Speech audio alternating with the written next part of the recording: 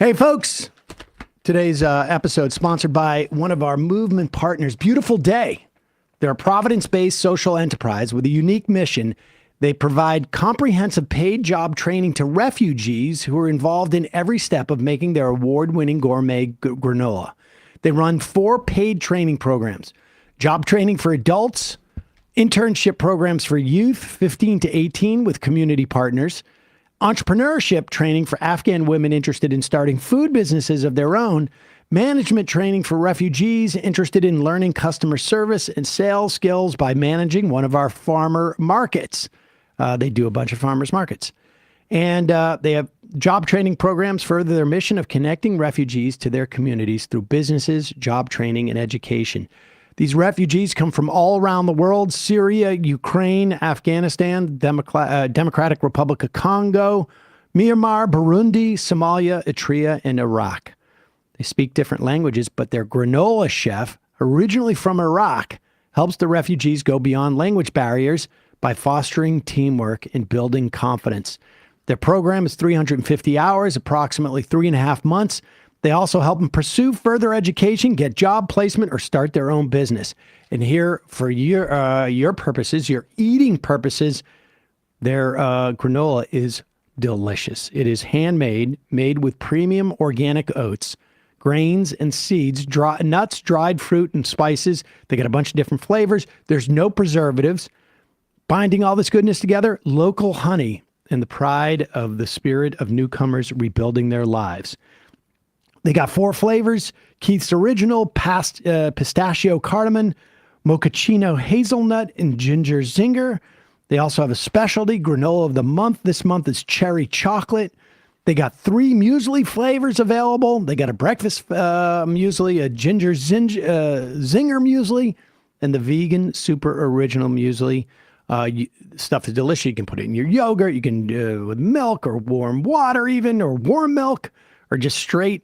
High in protein. They got 6 bars that are also like granola bars. They're delicious. Banana Foster, bourbon, pecan. You can order all this at beautifuldayri.org. Beautifuldayri.org. Packaging has their mission right as you tear open the bar or the bag, proudly made for you by refugees. Great product and a great mission. Beautiful Day offering free shipping for all Majority Report listeners when you go to beautifuldayri.org. Use the code MAJORITY, all caps, at checkout until March 7th. So you got like about a month. Get on it. Go right now. beautifuldayri.org. We'll put the link in the podcast and YouTube description. Now time for the show.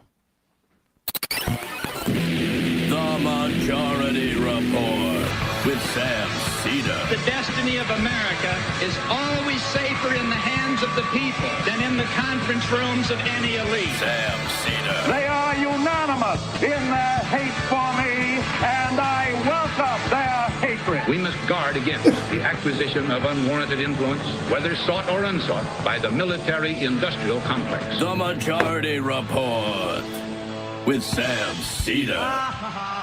And I get the feeling you've been cheated.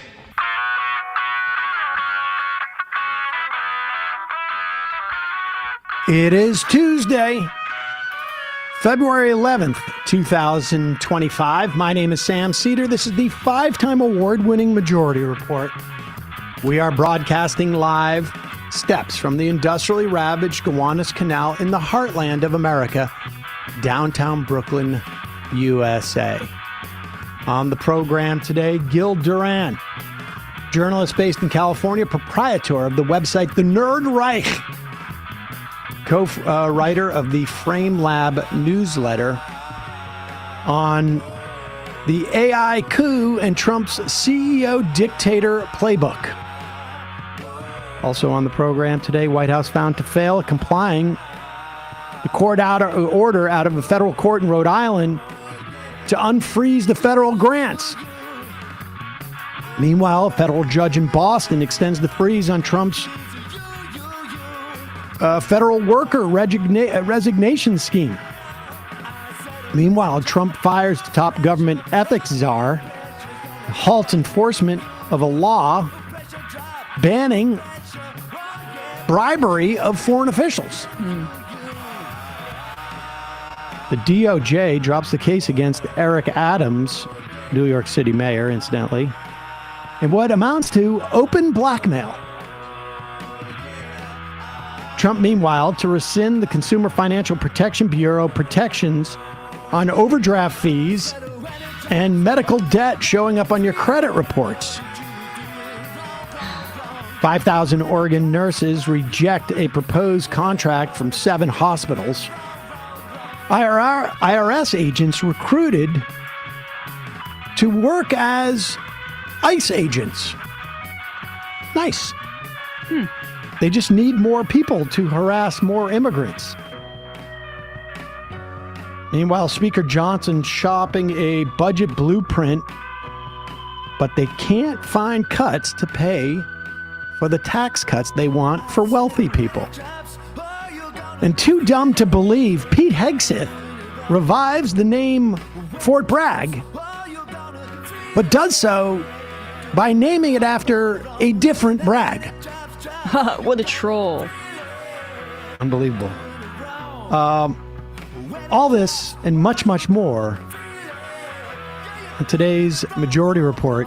Meanwhile, also, we should say Amazon workers, 4,000 of them are voting until Friday on unionizing a North Carolina Amazon warehouse. We also have about 6 other stories about what's going on legally. I think we're going to have somebody on tomorrow to catalog all of them. Like literally, we're watching all of these federal judge rulings. And, oh, there she is. Hello. Hello, Emma. Hello, Sam. It's Tuesday. And it's Newsday. We have multiple federal rulings that the Trump administration seems to be just ignoring. And the question's going to be, what happens once these rulings are reiterated? We've seen a reiteration in Rhode Island, and then we move on to contempt. At one point, we're going to have a showdown. I haven't read a single thing that the Supreme Court is getting involved in at this juncture. It's unclear what's going on and or what's going to how this is going to go down one way or another. But I guess we will see. We'll get to the Fort Bragg stuff. It's just insanely stupid. Something's burning in here. I don't know if there's something that's not smelling right in here. Oh. We turn on the heat? Check on my flat iron mat for my hair. All right. I Sorry just want to about make that. sure that we don't have to stop the show. I thought I unplugged it. Something is burning. All right. I'm pretty sure I unplugged it. But anyway. All right. Let's go to this. We get, yeah, okay.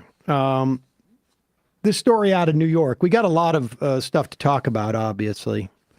And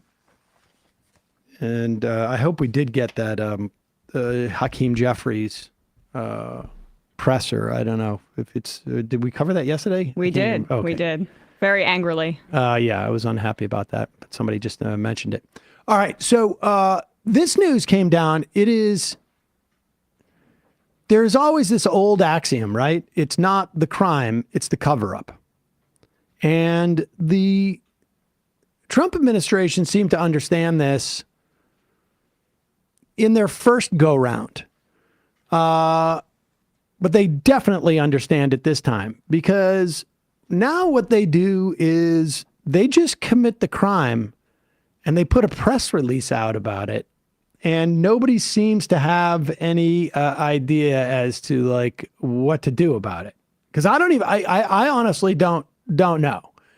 This Department of Justice memo dropped yesterday. And wait, before we put that up, we should also just say Eric Adams has been under federal investigation. I think there are at least 2 or 3 indictments on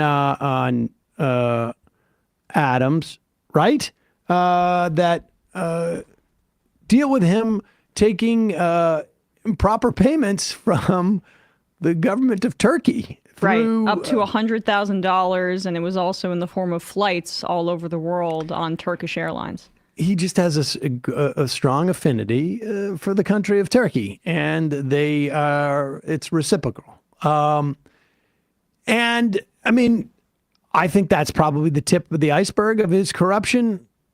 But it was so brazen that the DOJ was able to bring charges against him, right? Oh yeah, and half of his administration, or 3/4, 7/8 of his administration when he started, has either resigned in fear of prosecution or are also being prosecuted.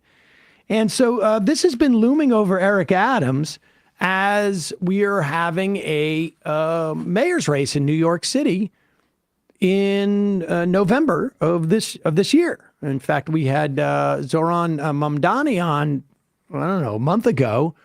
One of the people running in the New York City primary, excellent candidate. I would recommend you check him out. And Eric Adams is running in this primary as well. But it's hard to run when you're under indictment like this, and no one really particularly seems to like Adams or to. What you don't see is a lot of people going like, "This guy's innocent. He's being railroaded." Right. It's just, I'm sure there are people who like Adams, but I've never heard anybody defend him publicly. Even this memo doesn't defend him. Well, it turns out that the Department of Justice has decided they're going to drop all the charges for the time being. This is a letter. It's a memo from the acting United States attorney to the United States Attorney's Office for the Southern District of New York. This is the famed U.S. SDNY, Southern District of New York, U.S. Attorney. There's 4 districts of New York because it's big. And Southern District is supposedly one of the most independent and toughest prosecutorial agencies of the Department of Justice. You are directed to dismiss the pending charges in U.S. v. Adams as soon as practicable, subject to the following 3 conditions. 3 conditions. Defendant must agree in writing to dismissal without prejudice. What does that mean, without prejudice? If you have charges that are brought against you and they're dismissed with prejudice, that means those charges cannot be brought back. It means that it is prejudicial in the sense that it means that you've been really cleared. But without prejudice means we're not really adjudicating this matter. It's still an open question. This is important to keep in mind in a moment. 2, the defendant must agree in writing he's not a prevailing party under the Hyde Amendment. I'm not sure exactly what that's about. The matter, 3, the matter... it might have been the fact that was the Hyde Amendment included in the charges against him because of the corruption. That would make sense. Maybe. Okay. The matter shall be reviewed and confirmed by the confirmed U.S. attorney. There is no confirmed U.S. attorney yet, although she's going, Pam Bondi, I get. I'm sorry. Reviewed by the confirmed U.S. attorney in the Southern District of New York. So right now there's an acting director, or I guess U.S. attorney in the Southern District of New York, and they're going to confirm a new one soon. Now, following the November 2025 mayoral election, based upon all consideration of all relevant factors, including those set forth below. That's really important too. So in other words, we're going to wait. We're going to wait until after the mayor election, and we're going to wait until there's a new sitting Southern District of New York attorney to review the question of these charges and other relevant factors, in parentheses, including those set forth below. And we'll get to that in a sec, but to note, in terms of the SDNY, they are, as you say, it's typically the most independent and the strongest, and it's where Wall Street is, so they do some of those big cases. But the Trump administration is trying to change their independence. in an unprecedented way, even more than the Bush administration, and is reportedly trying to stack this traditionally independent, well-funded office with loyalists too. Okay, and I just want people to remember, including those factors set forth below, the DOJ has reached this conclusion without assessing the strength of the evidence of the legal theories or the legal theories on which this case is based, which are issues we defer to the U.S. Attorney's Office at this time. So in other words, we're not assessing whether there's a good case against this guy or not. We're not even looking at the evidence. It's not our problem. Not our problem. We're just putting this thing on ice until after the election. Unless we want it to be. And we just want to make sure it will be reevaluated based on consideration of all the relevant factors, including those set forth below. Well, let's look at these factors below. One, first, the timing of the charges and more recent public actions by former U.S. attorney responsible for initiating the case have threatened the integrity of the proceedings. It cannot be ignored that Mayor Adams criticized the prior administration's immigration policies before the charges were filed, and former U.S. attorney's public actions created appearances of impropriety that implicate the concerns raised in the Attorney General's February 5th memo restoring the integrity and credibility of the Department of Justice. In other words, they're claiming, without evidence, we should say, that Adams was indicted and charged with these things because he didn't agree with Joe Biden's immigration policies. And he did raise, issues because of some of the stunts that were pulled by Republican governors. But most of what I've heard about him complaining about Biden's immigration policies has been after the election, as he's been openly begging for a pardon, saying almost this exact same stuff on Tucker Carlson's show. Second, so that's one factor, right? Remember, this is going to be reviewed based on the two factors below. First is that weird timing. Appearance of impropriety, which the Trump administration hates. They hate those. And here's the second factor. Second, the pending prosecution has unduly restricted Mayor Adams' ability to devote full attention and resources to the illegal immigration and violent crime that escalated under the policies of the prior administration. Violent crime went down last year. Illegal immigration, at least in the last 6 months, was at levels that we haven't seen since 2019. Yeah, it's all about vibes. We are particularly concerned about the impact of the prosecution on Mayor Adams' ability to support critical, ongoing federal efforts to, quote, protect the American people from the disastrous effects of unlawful mass immigration and resettlement. So in other words, first off, we think that maybe the only reason why these charges came up was because he disagreed with Biden's immigration policy.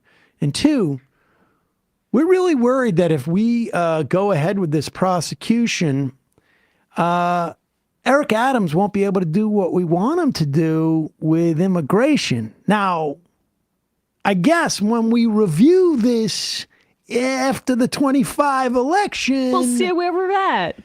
We'll see. Has the lack of a prosecution allowed Mayor Adams to do what we want? Because if it hasn't, then maybe we should just go ahead with the prosecution. Because why not a pardon? He just blanket pardoned the January 6ers. If they, are convinced and that this was a political process, by the way, the Biden DOJ also got a conviction in going after Menendez, who was another Democrat, but whatever. If they were so convinced, then they would pardon him. But that's not what this is for. They want to literally blackmail him into... Whoa. Hey. Well, be careful of that word. Oh. What we're trying to do is assess whether he's more efficient in doing what we want him to do. Talk about without prejudice. If we don't prosecute him. If it looks like he's not efficient when he's not being prosecuted, we'll try the other way. Maybe he gets more efficient if we do prosecute him. It's called government efficiency. Dougie is what we call it. Sometimes liabilities become assets for the wrong type of That's person. right. You don't know. It's called A/B testing. That's what we're doing. We're doing, it's like you A/B testing things. let's try A. Are you going to do what we tell you to do when we don't prosecute you? Because if you don't, we're going to go to B and we're going to prosecute you if you not doing what we say. I have a feeling that this administration places a high amount of value on blackmail material, and Pete Hegseth, I'm bringing him up just completely out of nowhere. Here's the point. They are doing this completely in public. Yeah. The reason why they're doing this completely in public is if there was a backdoor call to Adams and said, hey, are you willing to play ball with us on immigration? Are you willing to allow ICE to come into the city and raid wherever they want? And we want your full cooperation. We want the New York City Police Department to function as essentially fluffers for ICE. We want them to give them, when ICE comes to town, we want New York City cops to close down the streets and barricade and surround whatever it is, whatever we want it from you. Are you willing to do that? Because if you are, we'll drop the charges. They know if they were to make that phone call, somebody would leak it and everybody would go to jail. But instead, they literally write it in a memo. They outline the whole thing there and everybody's just like, what? Hey, it's on letterhead. How corrupt can it be? It really is unbelievable. And I'll tell you, we will see in this city, New York City will not stand by idly and allow ICE to come in and run ramshack. And Hochul should remove him. Hochul, she has the power, or she should at least look into it. I don't think she has the power anymore. We'll see. I mean, I guess if there's a letter asking for the dismissal, she should have done it before, because I am terrified for immigrants in this city. But I know that there will be solidarity actions. But if you are a DACA recipient or you don't necessarily have papers in New York City, just try to come up with some plans, because Adams is not going to protect you. It's going to be interesting to watch New York City citizens F up ICE. That will be fun. All right. In a moment, we're going to be talking to Gil Duran, journalist based in California, proprietor of the website Nerd Reich, on the plan that does exist for what we're seeing. And part of it is Project 2025, but part of it is also from the PayPal mafia guru, guy named Curtis Yarvin, who he's talked about. And this guy, Gil Duran, has gone deep into Curtis Yarvinville. And we'll lay that out for us. First, couple words from our sponsor. Going online without ExpressVPN is like leaving your laptop unattended at the coffee shop while you run to the bathroom. Most of the time, you're going to probably be fine. But one of those days, you're going to come out of the bathroom. You go every day, and you come out of the bathroom, your laptop's gone. What do? I'd like to thank ExpressVPN for supporting the Majority Report. Here's the deal. Visit expressvpn.com/majority and you can get an extra 4 months free. Every time you connect to an unencrypted network, cafes, hotels, airports, shopping malls, your online data is not secure. Any hacker on the same network can gain access and steal your personal data, passwords, bank logins, credit card details, whatever. Saul came to me the other day and we were getting on, I don't know where it was that we were getting on to the Wi-Fi. He's like, do you have your VPN on? I'm like, I do. Wow. How do you know this? Oh my God. And well, ironically, the copy says it doesn't take much technical knowledge to hack somebody. Just some cheap hardware is needed and a smart 12-year-old could do it. Perfectly said. Yep. Saul was right. Your data is valuable. Hackers can make up to $1,000 per person selling personal info on the dark web. ExpressVPN stops hackers from stealing your data by creating a secure encrypted tunnel between your device and the internet. Take a hacker with a supercomputer over 1 billion years to get past ExpressVPN's encryption, and 1 billion years, long time, just FYI. Here's the part that I really like. Saul might be able to figure out something a little more difficult, but for me, I like the fact that I can fire up the app, click one button, and I'm done. I'm completely protected. I'm not even aware it's happening. Works on all devices, phones, laptops, tablets, more. You can stay secure on the go. It's rated by the #1 It's rated number 1 by the top tech reviewers like CNET and The Verge. Again, this is super easy to do. Makes you feel, I would never, ever do any type of like business, or I'd never log into anything on, if like you're on an airport, any free Wi-Fi, you're asking for it. I'm convinced that like most of the places, people just hanging out fishing for this stuff. And they don't necessarily need to capture sensitive stuff, because when they sell any part of what you use for logons, other people go out there and aggregate it and start to create a profile from you. And that's when you get in trouble. So you can secure your online data today by visiting expressvpn.com/majority. That's expressvpn.com/majority. You can get an extra 4 months free, expressvpn.com/majority.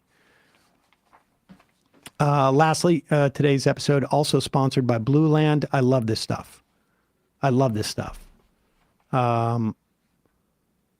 There are 5 billion plastic hand soap and cleaning bottles are thrown away each year.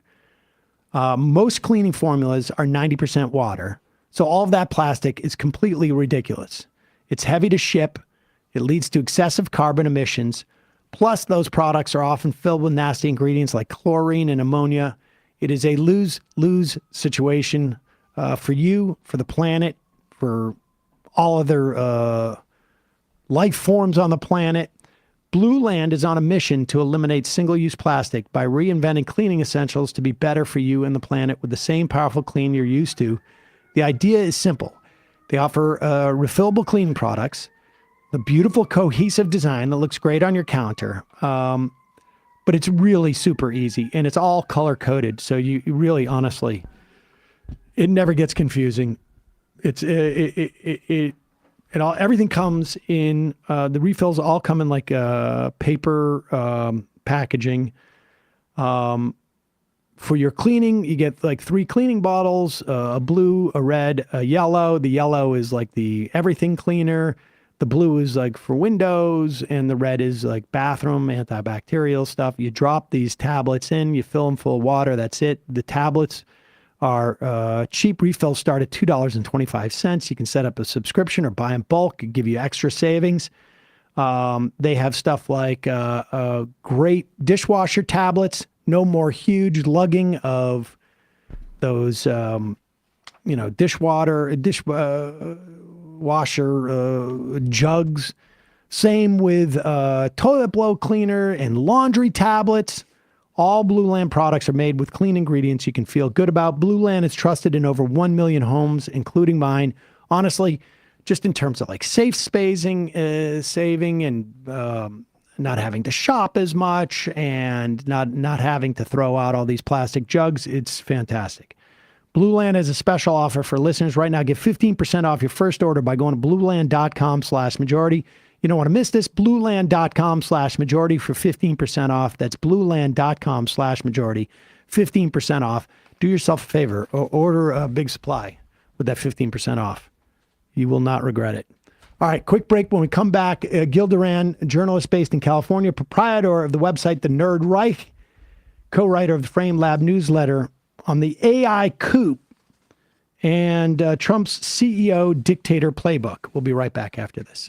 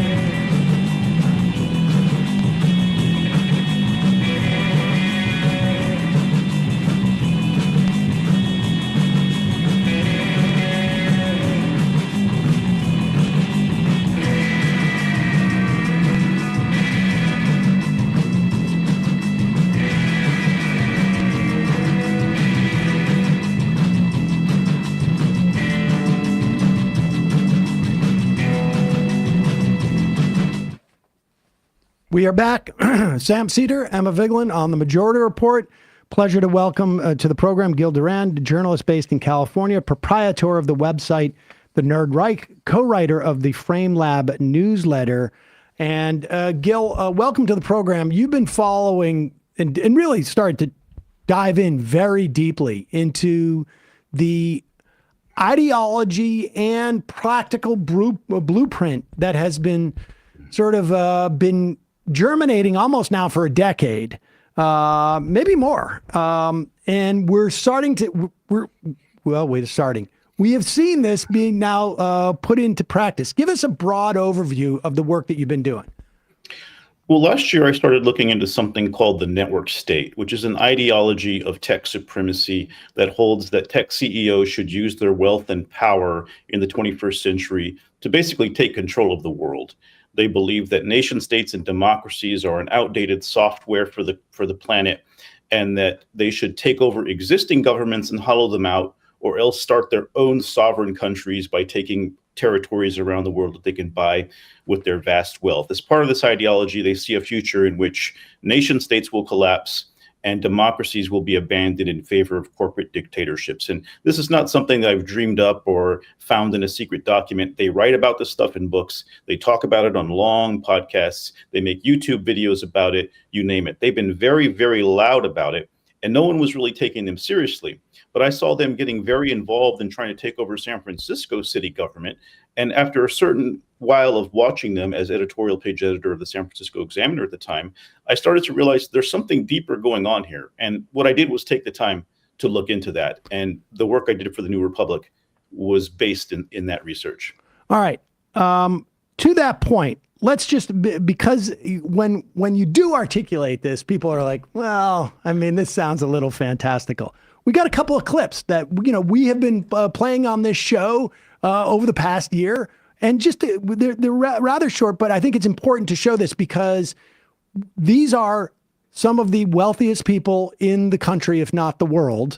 And they were all standing right behind Donald Trump on inaugural day, or just about. Here is first Palantir CEO Peter Thiel, maybe the ringleader of the PayPal mafia, as it's called sometimes. This is just him in April of 2024, just at a Mercatus Center event. Mercatus Center is the sort of libertarian think tank, or one of those. Here he is. Sort of, one way to think of the Weimar period was, it's like the dwarves in Moria, where they dwelled too deep, and finally they awakened the nameless terror of the Balrog. But I think there are, and again, I don't think we're ever in a cyclical world, but there are certainly certain parallels in the U.S. in the 2020s to Germany in the 1920s, where liberalism is exhausted. One suspects that democracy, whatever that means, is exhausted, and we have to ask some questions very far outside the Overton window. Okay, so there he is saying, like, we're like Weimar Germany, and democracy, whatever that means, has been exhausted. I want to get back, because that notion of, like, whatever democracy means, who could tell? Nothing has meaning.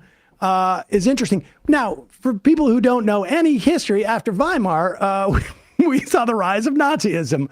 And Overton window means, like, we got to widen the scope of what we contemplate as being normal. Here is Marc Andreessen, the guy who created Netscape, another tech billionaire. This is him on the Chris Williamson YouTube channel. This is where, and you will recognize this, Gil, from this guy obviously reads some Curtis Yarvin or talks to him directly, but here he is. Talking about this too, right? Which is like, okay, how do we actually like redo the system is, of course, much harder. The other lens on this that I think about a lot is Curtis Yarvin, who's also a good friend of mine. And the way he describes the American system that's running the people, the way he describes it is we are living under FDR's personal monarchy 80 years later without FDR. right? And the reason he describes that, he says, look, when before FDR, the federal government was actually very small. Like the tax rates were like super low. The federal government didn't do very much. The FDR dramatically, by orders of magnitude, increased the size and scope of the federal government. He did that for two reasons. One was the New Deal, and then the other was World War II. And so the federal government that Franklin Roosevelt left behind in 1945 when he passed away was the government that he had built, which he had run the entire time from 1933 to 1945 himself, in which he had staffed himself and he had overseen himself and everything. And he built this giant structure. And as Curtis basically says, as long as you had FDR running that, it could run really well. And, we won World War II and saved the free world, and like it worked, and pulled the U.S. out of depression, like the whole thing worked, and it was great. But if you let an organization of that size and scope run without its founder CEO for 80 years, you end up with what we have now, which is just like basically an out of control bureaucracy, like an out of control system. All right. So I just wanted to lay that out. And there was also one where Andreessen, I think, was on Joe Rogan, basically saying that, FDR, Hitler, whatever, people were really in control of stuff.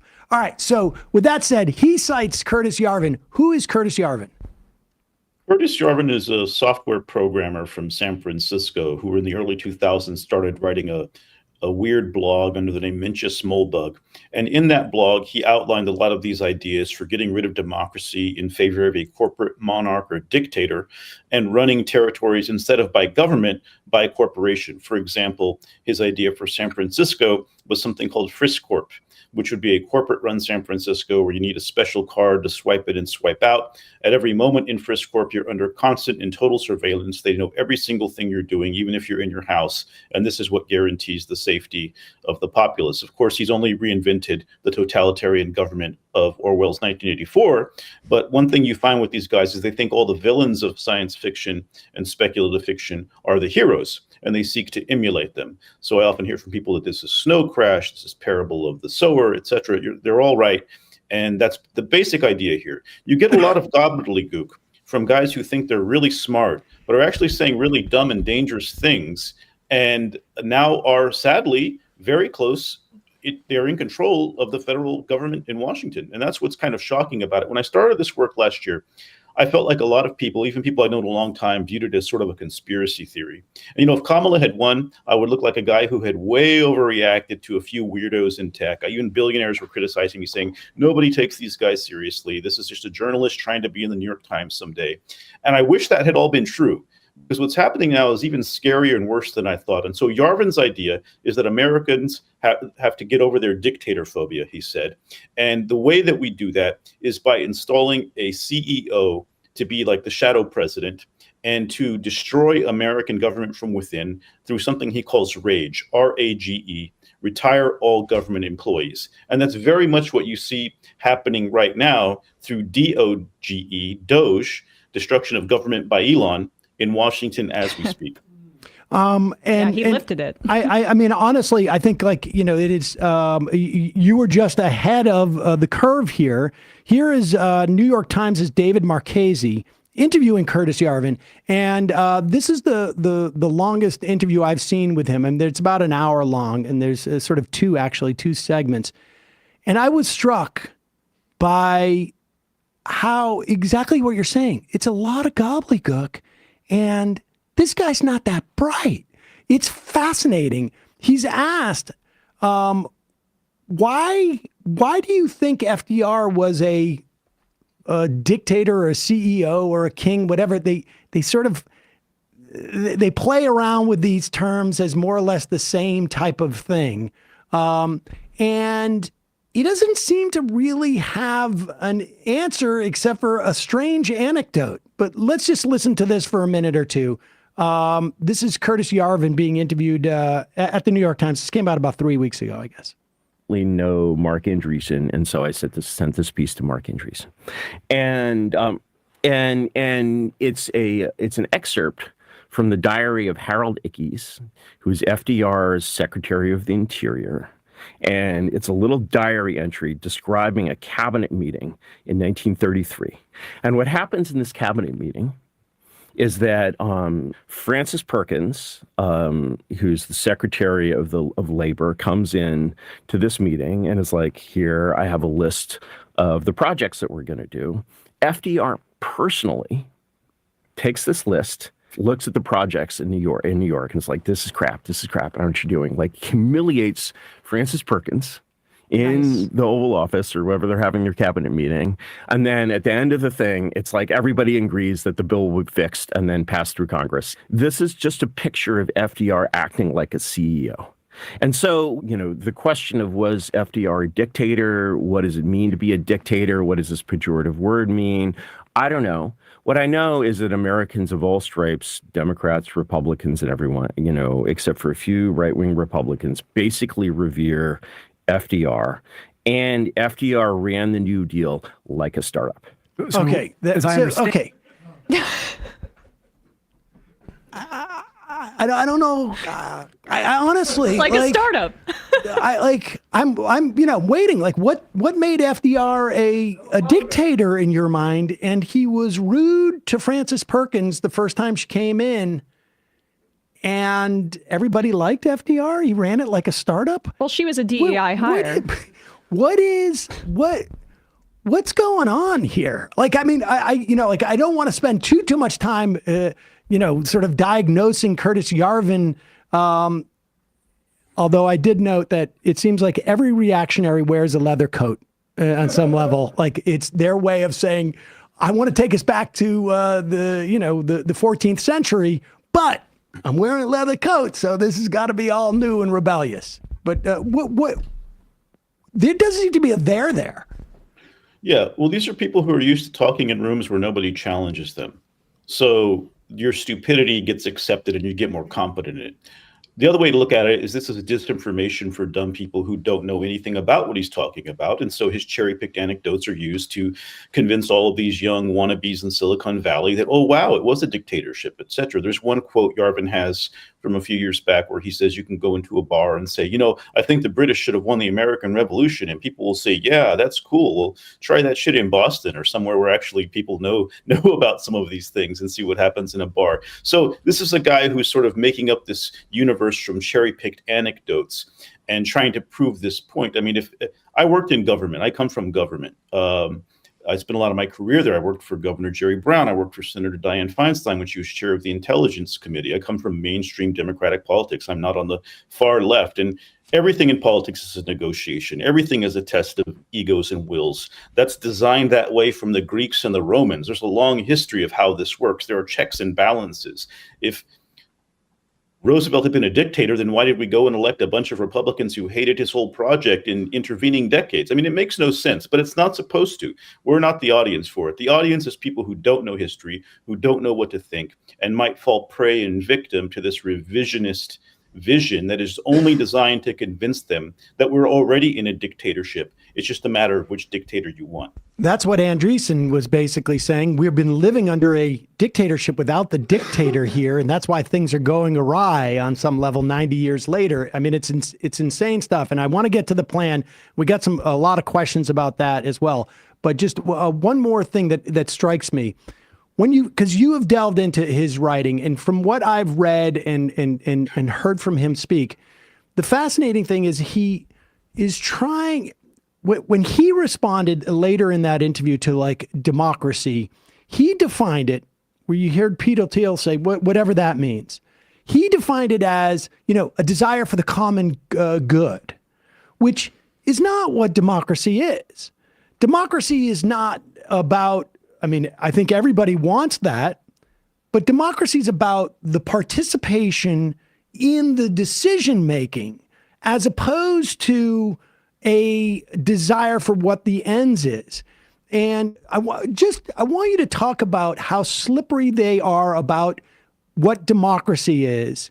And because there seems to be, with this sort of cohort of conservative thought, the way they strip this, the way they lay this bare is it's all sort of like focused on some type of outcome. And they try and, I guess, flatten the differences. Erase meaning. Erase the meaning of everything prior to that on some level. Yeah. I would add also, he used an example, and I'm sure you've heard him say this, about if, why would we want, Apple's run by a CEO? Could California, the government agency of making computers, make an Apple computer? Of course not. But that's a very, very narrow, sort of like job assignment for government.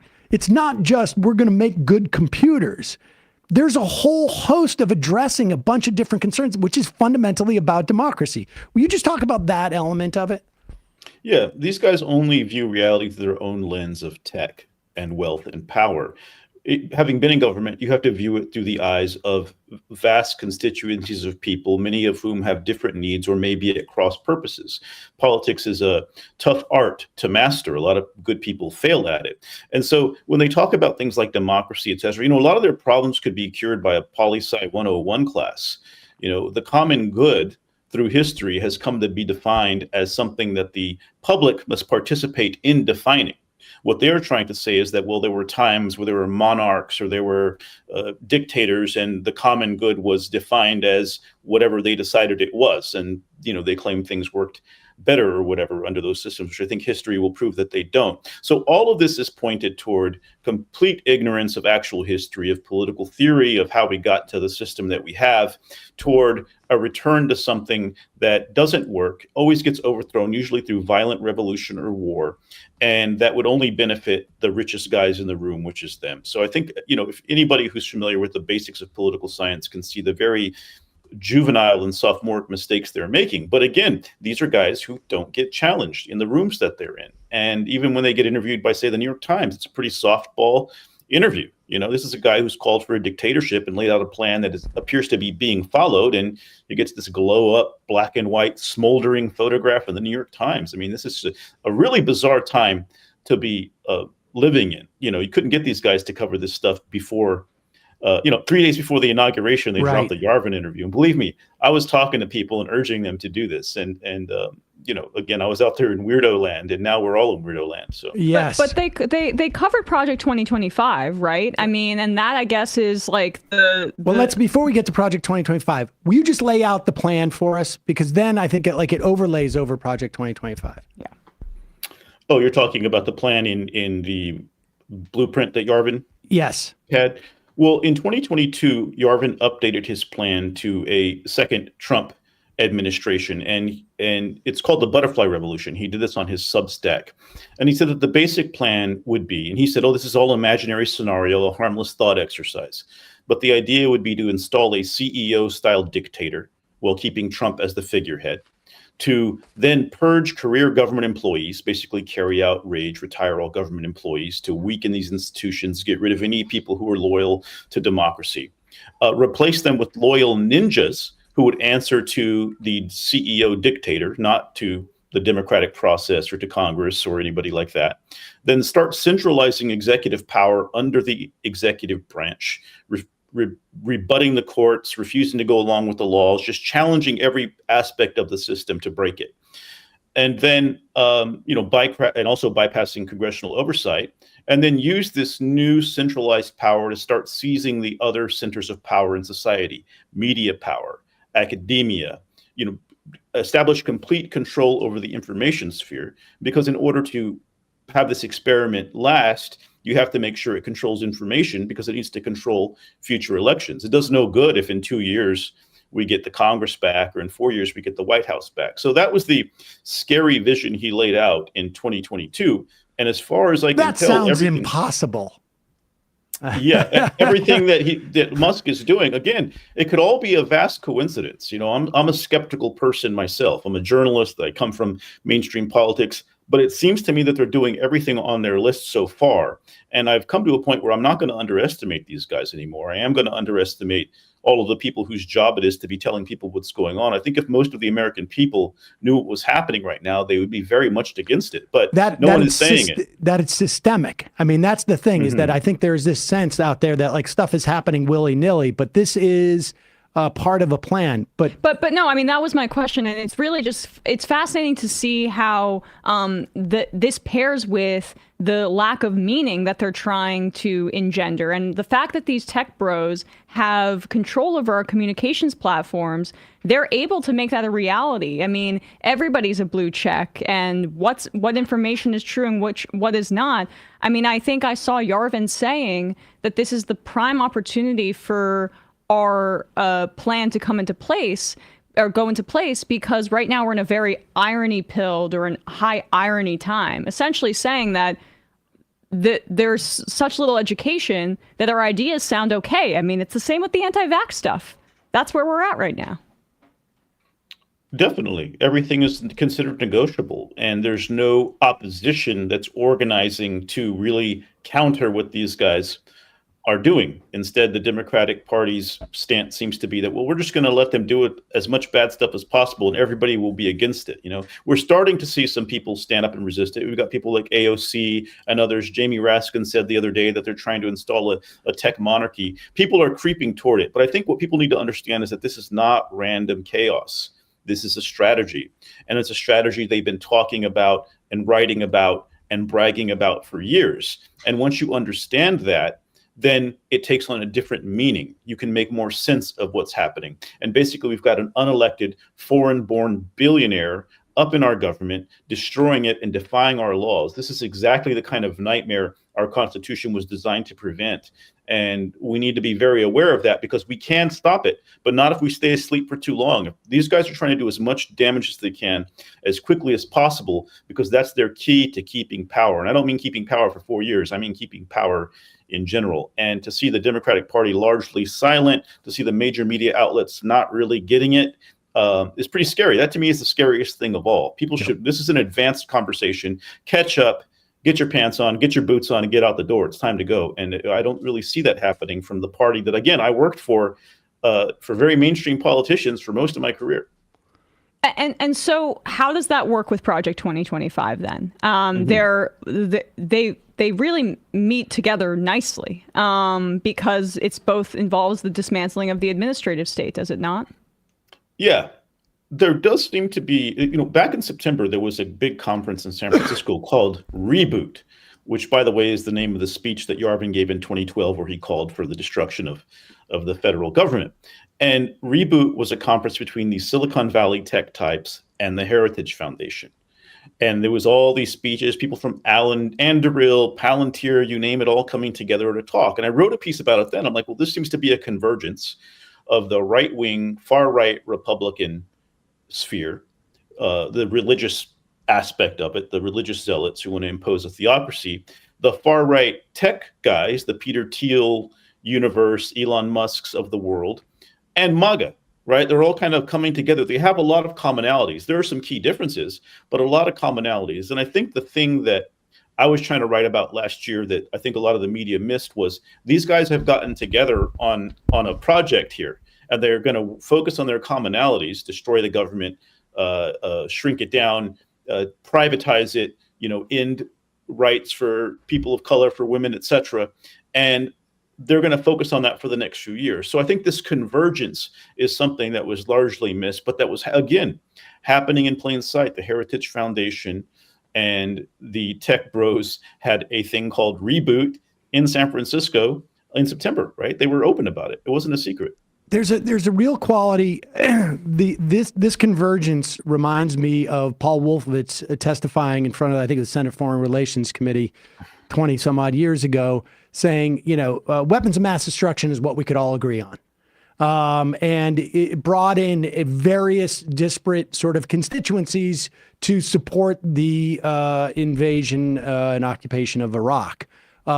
It has that quality where, you know, Russell Vogt, I don't think has these notions of a CEO, you know, these sort of like futuristic visions. He just has a vision of a destroyed administrative state, which is sort of this sort of mechanism is a perfect overlay. Yarvin's, you know, sort of like means to that end is a perfect overlay on Project 2025, it seems. Yeah, I think what they share in common is a desire for a set hierarchy in the world. Men, wealthy white men should be in control. Period. End of story. Men, wealthy, white, Christian men should be in control. Period. And, I do a lot of work with George Lakoff, the cognitive linguist who categorized many decades ago how the right-wing ideology works. And that's what they have in common, right? They have this, that's where their commonality is. Now, there are some differences when it comes to, for instance, God above man is a traditional conservative belief. Well, these tech guys don't really believe in God. I think they believe they are God. They believe they are creating God in the form of AI. And the only person who's outlining these very weird and bizarre beliefs of the Silicon Valley guys that are completely anathema to Republicans, to traditional Republicans, is Steve Bannon, unfortunately. He's been going to town, hitting them in all their weirdness and their bizarre beliefs and the danger they pose. And Democrats should really categorize all of his main arguments and start making ads based on those and targeting them at MAGA people and swing voters on YouTube, because only Steve Bannon is doing that work right now. And it saddens me to say that. I despise Steve Bannon. I do not view him as an ally. He just wants a different flavor of dictatorship. He has a personal beef against some of these guys. And he's saying, here's all the weird stuff that people should be talking about that are completely going to scare the hell out of MAGA. I want to talk more about this, because this is something we've been observing. I guess it was about a month or so ago that Bannon came out and said, well, what are these three South Africans? He was talking about Sachs and Musk. Thiel and Musk. And Thiel. What are these three South Africans? They're all racist. What are they doing? Telling us what our government's going to be.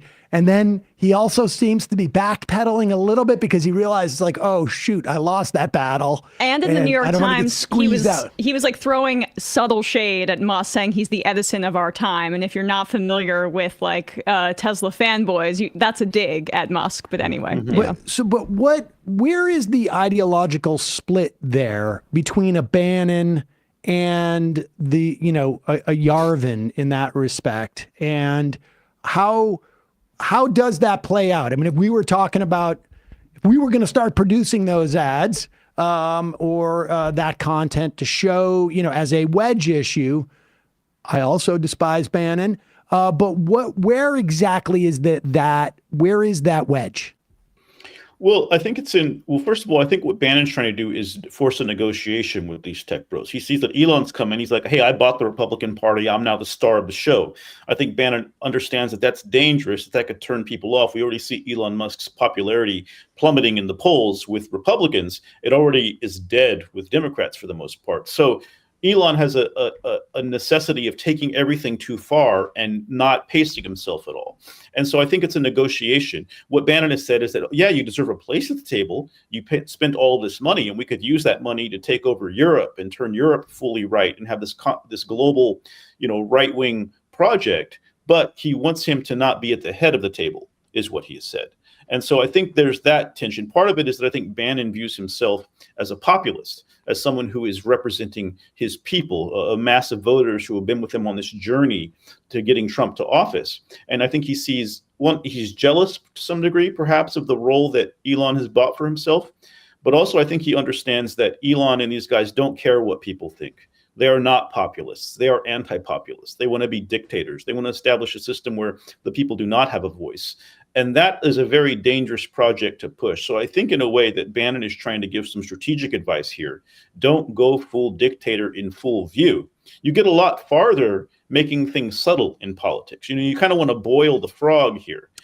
Start off slow and go up. What Musk is doing is throwing everybody into the boiling water all at once. And so that's how I view it. If you were to look at the thing that I think Bannon focuses on most, it's weird stuff like transhumanism, mating humans with machines, putting chips into people's brains, and this idea that AI will be God because apparently God doesn't already exist. And there are these cultural and religious issues that if you examine the beliefs of these tech guys are going to make, the grandmas and the MAGA grandpas out there think, who are these guys? Should I be supporting this? But no one's telling them that except for Steve Bannon, and he's even hedging because he doesn't want to be, I think it's a negotiation more than anything. I mean, Yarvin's an atheist, right? And Thiel is godless. He's gay, right? Whatever. But I guess this is a good way, I think, to bring it back to the concept of the network state. And you bring up San Francisco a lot.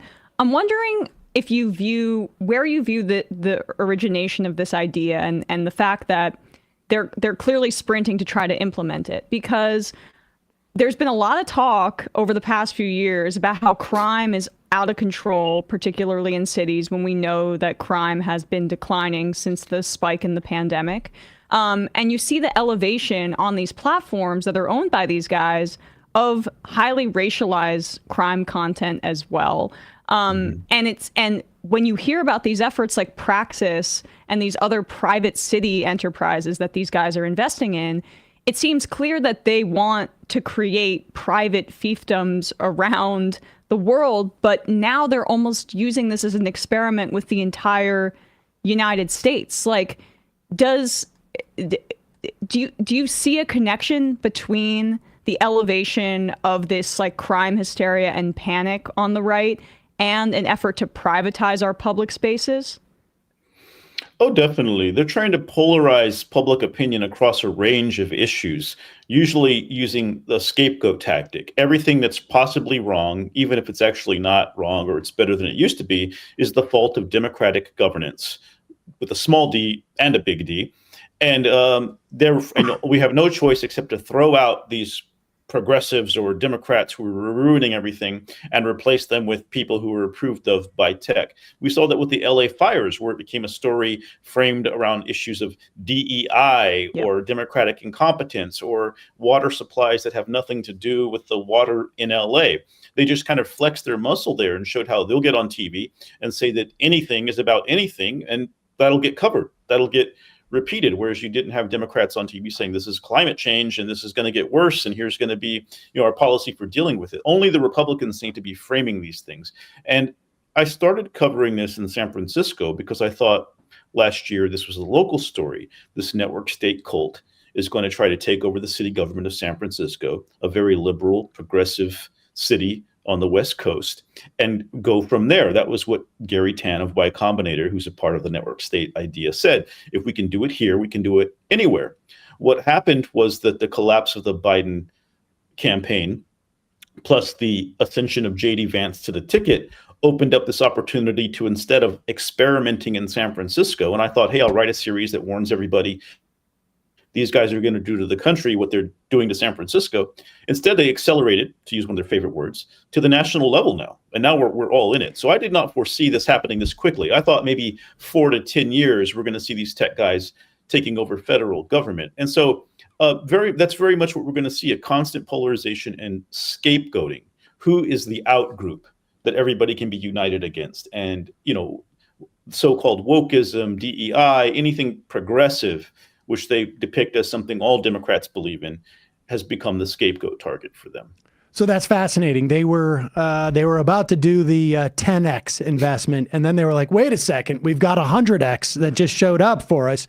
I talk about that in terms of Vance, because Elon Musk announced his he was going to do $45 million. It turned out to be about $300 million that we know of, like directly supporting Trump's campaign right after Trump's assassination. But that was right when the Trump campaign knew that Vance was going to be the nominee.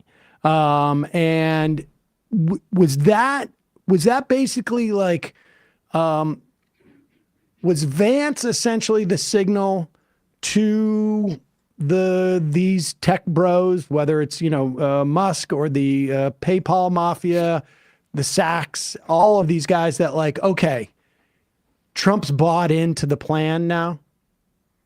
Yeah, I think Vance sealed the deal, right? J.D. Vance is a creation largely of Peter Thiel. At every step of the way, Peter Thiel has been there. Even when he wrote his book, it was while working for Peter Thiel in San Francisco. Has he ever made professionally a dollar that wasn't from Peter Thiel money? I think he did like less than a year at a law firm in Ohio before he moved out to California. Okay, but fair. He has been on the payroll for a very long time.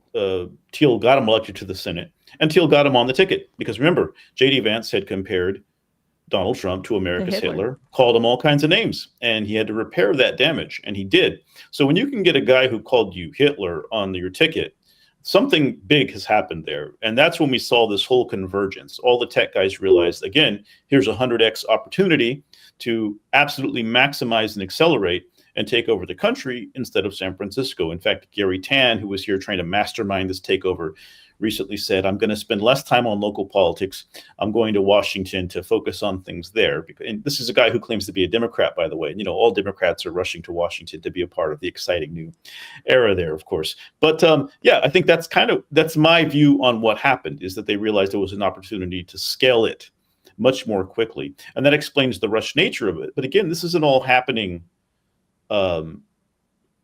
This is all happening so quickly that, I mean, I think people thought, well, how could they have planned it if it's all happening so quickly? But I just think that they move very, very fast. I think they're moving at the speed of AI, and in fact, trying to, you know, feed everything through AI. And I think they just made a deal and they're running with it right now. But that's Silicon Valley, to move fast and break things. So they're just taking that model to the U.S. government. Move fast and break America. Yep. Let's talk a little bit about Trump's role, because, you know, there was this idea, which I never bought. I mean, you don't show up with $300 million. Donald Trump, there was a lot of like people saying that his ego is going to be hurt by Elon Musk. He's going to have a problem with Elon Musk running things. But I think the central sort of incentive structure that Donald Trump responds to is power and money and protection. And Elon Musk shows up, and this is a guy who's not only paid for Trump to be in office, but is now essentially the paid enforcer for everyone Trump is basically arranged now. And I think this was like a Russell Vote project from the Project 2025. I'm not going to have anybody in office, anybody who's working in my cabinet, who's going to challenge me. And we're going to take out all the inspector generals. We're just going to have no friction there. And Musk is the guy who's in charge of making sure there's no friction in the Senate and the House. And he doesn't have to show up there. He just basically says, I'm bankrolling anybody who wants to run against any of these people who don't do what we say. Give me your sense of like where Trump is in all this. Is he now just the chairman of the board and just sitting back and going like, oh, this is great. I can golf more? That's I think the basic idea, right? He's been paid off in his meme coin money. I'm sure there are many more scams being planned that will keep his pockets well lined with money through various tech ventures, enriching his family. This is a general autocratic model. The problem these guys have is that there is a cult of Trump that is very powerful. But Trump is 78 years old. He won't be around forever. How do you build what comes after Trump? I'm not sure that J.D. Vance has that charisma. He pulled pretty low. And so they have to find a way to keep Trump happy, because he's right now the power that they have. If Trump were to turn on them, it would be catastrophic. He still does have the power to get rid of them to some degree, though who knows now what leverage they might have given, you know, how much money he's suddenly made off of tech ventures. But I think he's mostly the figurehead right now until something happens that forces Musk out of government. And even then, he can still exert a lot of control behind the scenes. What's surprising to me is that he insists on being in front of the camera right now. That's a very dangerous, people can burn out on you pretty fast. The pendulum tends to swing. People don't want what they wanted a few months ago or a few weeks ago. So I think right now we're in a situation where Trump is a wholly captured subsidiary of these Silicon Valley guys, whether you want to call them the network state or something else. It's all the same idea, a tech authoritarianism. And so basically they acquired MAGA. And that's what Bannon is complaining about. These guys think they bought the MAGA movement, and now Musk is going to be the head of it. But there are some pretty serious complications there, one of them being that Musk is foreign-born, though I wouldn't be surprised to see some sycophantic Republican introducing a bill to allow foreign-born billionaires to run for president someday. I mean, we haven't seen anything yet in terms of what they're going to try. Well, there's another problem that Musk has, and that is a total lack of charisma. I mean, and I'm not being, sort of like glib with this. Like, if you wanted to go back, you often have authoritarians. I'm trying to say this in a way that doesn't seem too sort of direct comparison, but you have authoritarians who match up with business interests. These authoritarians will often either have the plan themselves and the electoral, the sort of like charismatic appeal. or they could outsource it like Trump has in many respects, either to the Heritage Foundation or to, the reboot sort of like coalition, as it were. But they don't have anybody for that charisma. They've been operating and they got 2 years, and then maybe the Democrats take the House. But none of this seems to be playing out on a legislative field for the most part. What do they do, in 3 years or 4 years, assuming Trump doesn't run again? Yeah, that's the problem they have to figure out. And I think, I'm not very religious myself, but it does seem like the good Lord has taken away the tongues of these men. Peter Thiel, Elon Musk, they can't give a speech to save their lives. And it's a big advantage we have. So we need the people who are powerful speakers on the Democratic side of the spectrum to get out there and frame this and to challenge these people. You can't put Peter Thiel, Elon Musk on the stage with an articulate and smart person. They'll look like they'll melt. They can't speak. And so the way they express their power in other dangerous ways. And I think that's a great advantage that we have right now. This is largely right now a communications war about defining for people what is happening and what they can do about it. We still have a lot of power. Their plan depends on people being complacent and people not realizing what's going on until the last minute. And we do have to build toward 2026. These guys can be defeated. They want us to feel like they can't. They want us to feel like they're all powerful, but they're very vulnerable right now. And you have to remember that there's a very serious thing to try to destroy the government of the United States of America. And there will be accountability one day, but only if we wake up and start fighting it right now. I've heard from some people in the Democratic establishment, some big donors who are like, this is not the time to do this. And I'm like, absolutely wrong. The time actually was last year. Yes. We should have had a plan for this. You have to have a plan for losing, even in a low-level campaign. That's what I want to ask you. I mean, this is a perfect segue into that. One, it's one thing. Okay, our plan to deal with this is to have Kamala Harris win. But then, on November 8th, you're like, okay, we got 3 months. It doesn't feel like. It feels like Hakeem Jeffries and Chuck Schumer woke up yesterday, and we're like, wait, what's going on? And I mean, you were in Democratic politics. You worked, establishment Democrats. What is your assessment of the way that they've been responding? Because I looked at a speech from Hakeem Jeffries yesterday when he was talking, saying we don't have any leverage, and ostensibly he's talking about reconciliation. And I'm like, this is a speech that could have been given. This is a press conference that could have been given at literally any other time when Democrats didn't have the House. How is what's going on now not fundamentally unique and deserving of a different response?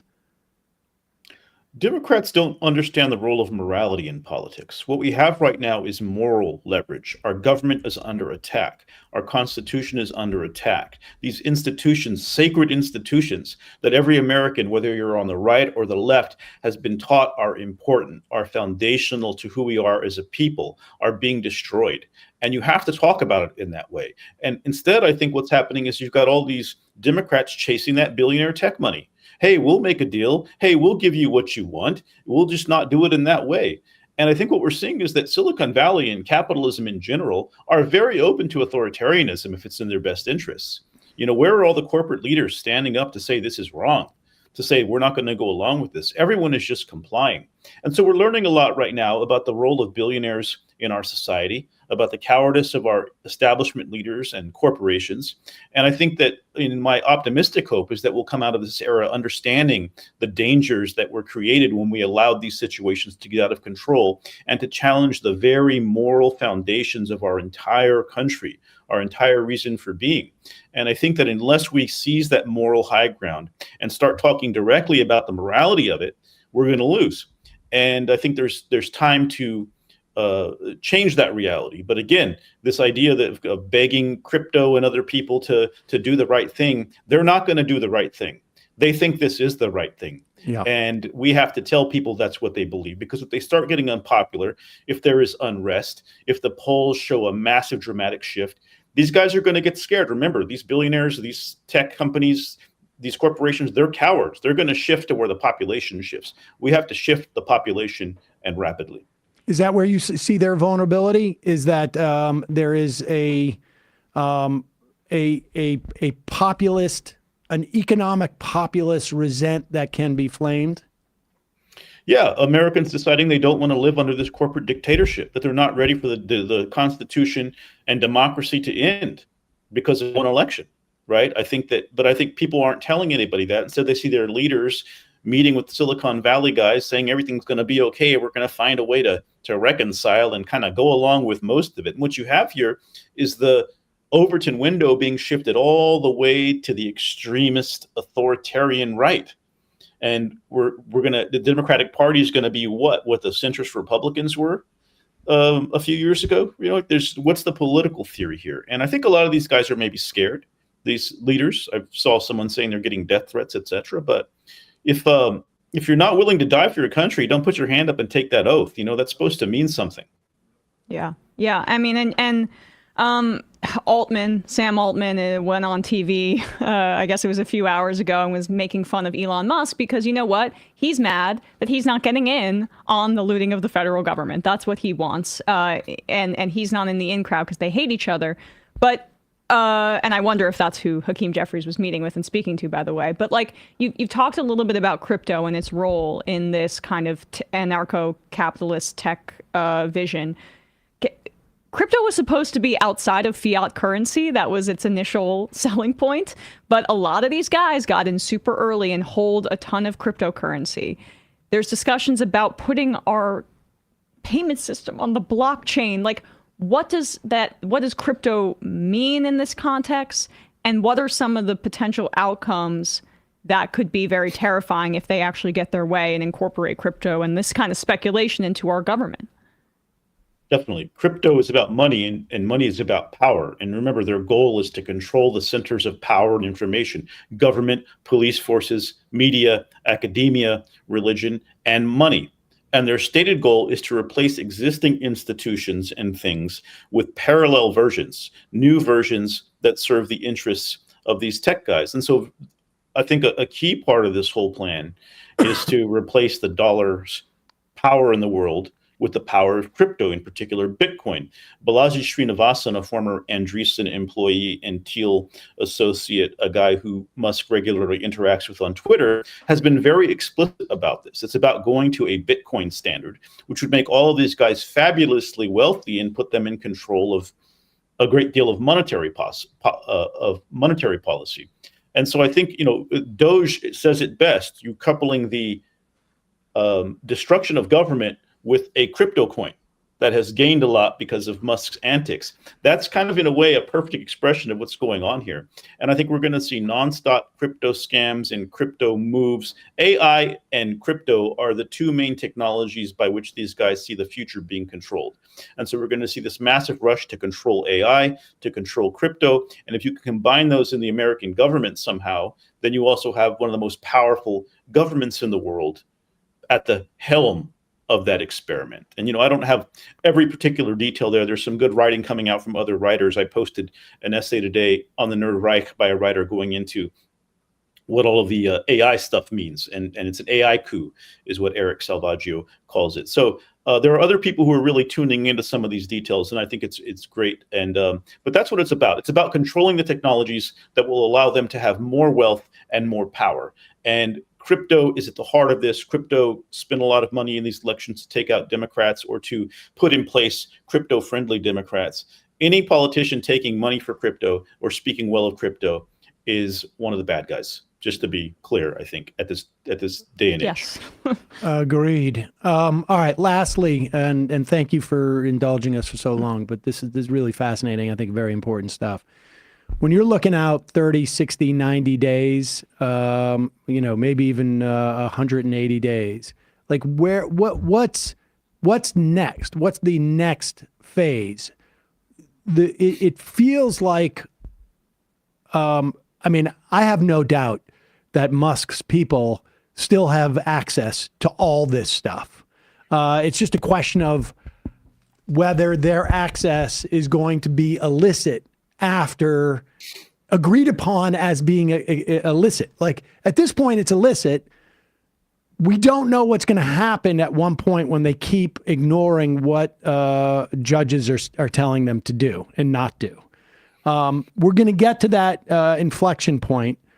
What do you anticipate happening at that inflection point? And then what happens after that, regardless of how that sort of like one source of friction plays out? Because I'm convinced that I for whatever reason, I don't have trust that the 20-year-old named Big Balls or whatever the guy's name is, has been like, okay, I won't put some type of backdoor tunnel into this system or whatever it is. I mean, I just find it hard to believe they're like, well, that would be a bridge too far to go. But assuming like we have what society has agreed is illicit and what they can do and then what they're going to do, and one implicates the other. But what do you anticipate over the sort of the near to midterm? Well, they're going to go one by one, seizing power and destroying different institutions of government. I think the major thing we're going to see emerge, and we've seen this a bit already with the USAID conversation, is the rising of these new conspiracy theories and false narratives based on, oh, look what we discovered was actually happening behind the scenes. A whole information stream designed to use the government to undermine people's faith in the government and to say the government has been doing all these bad secret things, maybe even stealing elections, and now we're going to put a stop to that. So I think you're going to see them use whatever power they have to start defining narratives, like the Twitter files, right? Ostensibly based on the information we now have access to, and that's going to just pump all of these right-wing anti-government memes into the mainstream. And so I think that's the main thing to look out for. The creation of unreality and making sure that people can't discern fact from fiction is very crucial to any fascist or authoritarian regime. And so they're going to turn the jets on for that. There's going to be a direct stream from the conspiracy theorists in our federal government to all of their media organs, and people are not going to know what to believe. And they're going to think that, wow, something really bad was happening, and it's good that we have this dictatorship in place to clean this all up. That's what they're going for, in my opinion, based on my observation of them so far. Lavojado, I guess, on some level. Yeah. Any?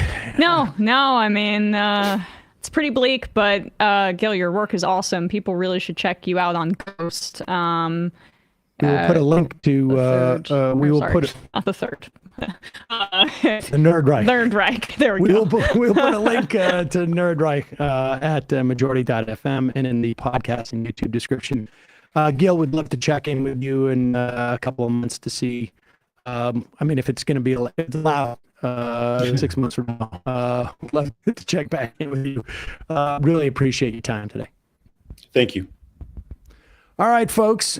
Went a little long. I knew we would.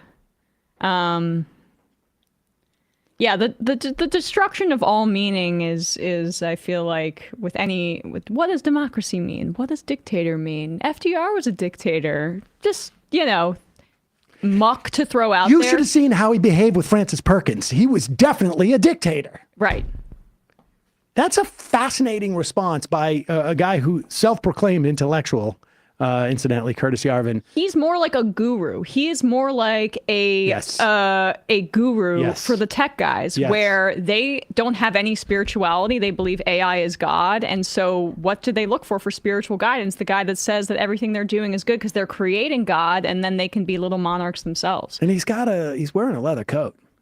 He probably drives a motorcycle. So this is the sort of like and he's such a neo-reactionary playbook. They love the secrecy of it too. Like he was saying in that New York Times interview, I didn't even go to the inauguration. Okay, it's been widely reported that he went to a bunch of parties for the inauguration. What does that matter? You're only putting that out there if you're trying to like almost wink and a nod. You are the person that's influencing them. I would recommend this interview that he did with the Times 3 weeks ago, only because there's this sort of like, he's riding this line between not wanting to expose too much of his ideas, but also wanting to get the fame associated with it. It is fascinating. He looks like watch. A Simpsons character. It really is a fascinating interview to watch. And And check out, if you want more from Gil, we got this guest in part because Crystal Ball recommended it to me. Wanted to give her props for that. So Crystal and Kyle did an interview for their show on Friday, or it came out on Friday with Gil. So check that out over on their channel. We should look into more into also this reboot thing in September, because that's obviously like where the nexus happened. The Project 2025, yes, yeah, and that's the you know, who knows what the what was going on in those. They love to party. All right, we're going to take a quick break and head into the fun half. The number 646-257-3920 is the number. You can support this show by becoming a member at jointhemajorityreport.com. When you do, you not only get the free show free of commercials, but you also can IM us in the fun half. And I promise you, we'll take phone calls today. Not that many, but we'll try that. What do you mean? I love Frances Perkins was a woman, Sam. I knew that. She's from Worcester. What do you mean? I don't know who Frances Perkins is? That's why I said DEI hire. Frances Perkins will have Why her do people revenge keep on saying Seattle. Frances Perkins? First of all, it's not how you spell her name. Second of all, I know she was a woman. I know she went to went to classical high in Worcester. Yeah. Well, people are saying that's the dictator part, is putting a woman in her place. I know. I love that was the example. What more do you need to know? Duh. First off, that may have happened in her first meeting with FDR. But FDR gave her a lot of leeway. In his startup? Yeah, in his startup, as it were. Like, they're so stupid. It's fascinating. But like, it's a perfect... I'm a founder. Yeah, and I didn't say Frances Perkins was a man earlier. You said she. Okay. This is not important. The doesn't this fit so neat? This is why all these tech guys are going on Rogan. This is why they're all going there. They fit perfectly. Everything is like, Rogan has done a ton over the past few years with his elevation of conspiracy theories and anti-vax material to basically strip meaning and facts out of a lot of people's media diet. I mean, he's one of the biggest podcasts in the entire world. And I know that there were alarm bells about this during the first Trump administration. I felt like, all right, this is a bit overblown. People, it's almost talking down to voters. They'll have the ability to make these discernments, but I think I underestimated the level of like manipulation with these algorithms. We're at a really scary point right now where there's no it's also ability. A different era. It's a different era. It's gotten much worse. Yeah. It's gotten much. But Cambridge Analytica, that model is now being multiplied. They were able to get away with it, and all these tech guys are getting in on basically taking people's private data and selling it to other brokers so that, as Cambridge Analytica bragged about, they can create a perfect tailor-made profile for a political campaign that fits into like what reactionary sentiment is going to be, and they're going to have an advantage on that front, the Republicans, of getting people's personal data. Also, don't forget justcoffee.coop, fair trade coffee. They're coming for us. And hot chocolate. Coupon code majority gets you 10% off.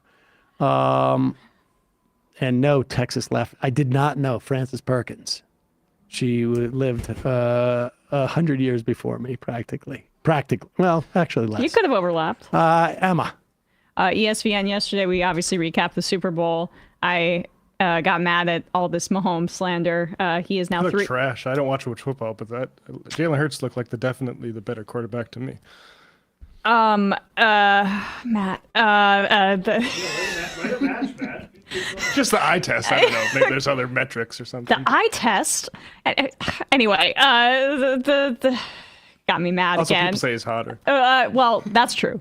But basically, he's 3-2 in his first 5 Super Bowls, much like Tom Brady. YouTube.com/ESPN show. Matt. Yeah, Sam's gonna. Are you coughing? I could take. Oh, I thought you were jumping off the screen because you were gonna cough. Never mind. Yeah, tonight, big show, Left Reckoning. Do you want me to take you off the screen?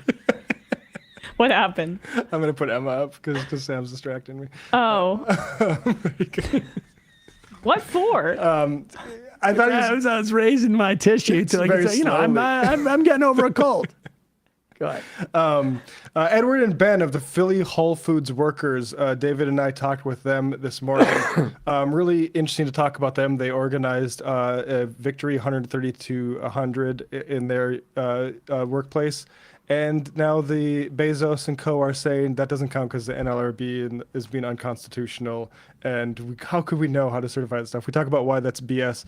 More importantly, they said they're fans of Left Reckoning and this program, and even back to the Michael Brooks show, which I will say is basically like a high octane gas put in my tank whenever I hear that from people actually doing work like that. So really great to hear. Also, Kylie Chung, staff writer of Jezebel, who probably has an article in our packet once a day about the assault on women's reproductive health, also joining us. So a big full show tonight, patreon.com/leftreckoning. See you in the fun half. You are in for it. All right, folks, 646-257-3920. See you in the fun half. Oh, no. Are you ready?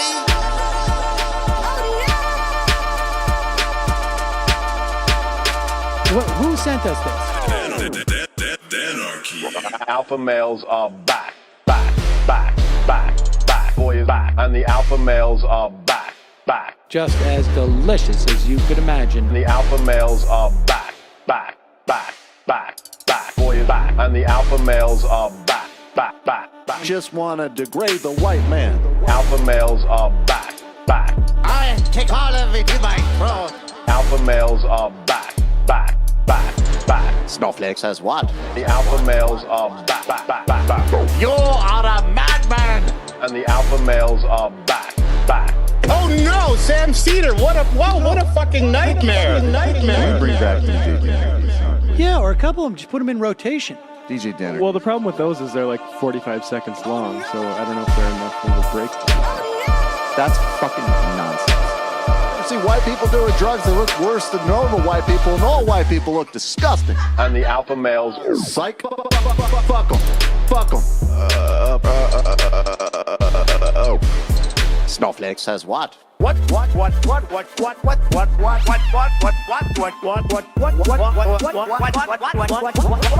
Snowflake says what? A hell of a lot of bank. A hell of a lot of bank. A hell of a lot of bank. Okay, I'm making stupid money. Hell of a lot of bank. A hell of a lot of bank. All lives matter. Have you tried doing an impression on a college campus? I think that there's no reason why reasonable people across the divide can't all agree with this. Psych. And the alpha males are back. And the Africans are black African. And the alpha males are black. And the Africans are back. When you see Donald Trump out there, doesn't a little part of you think that America deserves to be taken over by jihadists? Keeping it 100. Can't knock the hustle. Come on, fuck them. Things I do for the bigger game plan. By the way, it's my birthday. Happy birthday to me, Jew boy. I have a thought experiment for you. And the alpha males are back. Africans are black. Alpha males are black. Africans are back. Come on. Come on. Someone needs to pay the price for blasphemy around here. I am a total pussy.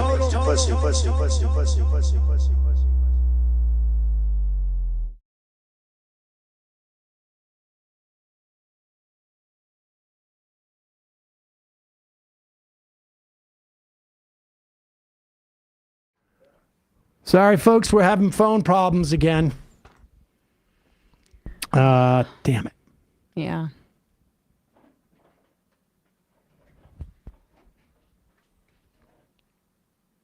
Annoying. Don't know what to tell you. Apologies. We're going to have to, we'll fix that after the show.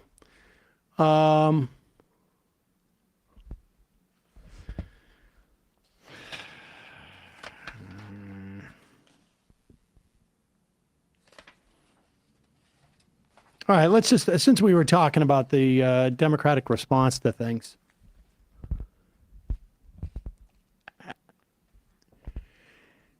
We just, outlined for an hour almost, maybe 45 minutes, the plan that is on the right, for lack of a better term, to undermine our government. We are seeing basically, broadly speaking, 2 or 3 different constituencies meld together. Heritage Foundation, longtime Republican conservative thinkers. Steve Bannon, a sort of like pseudo-populist, ethno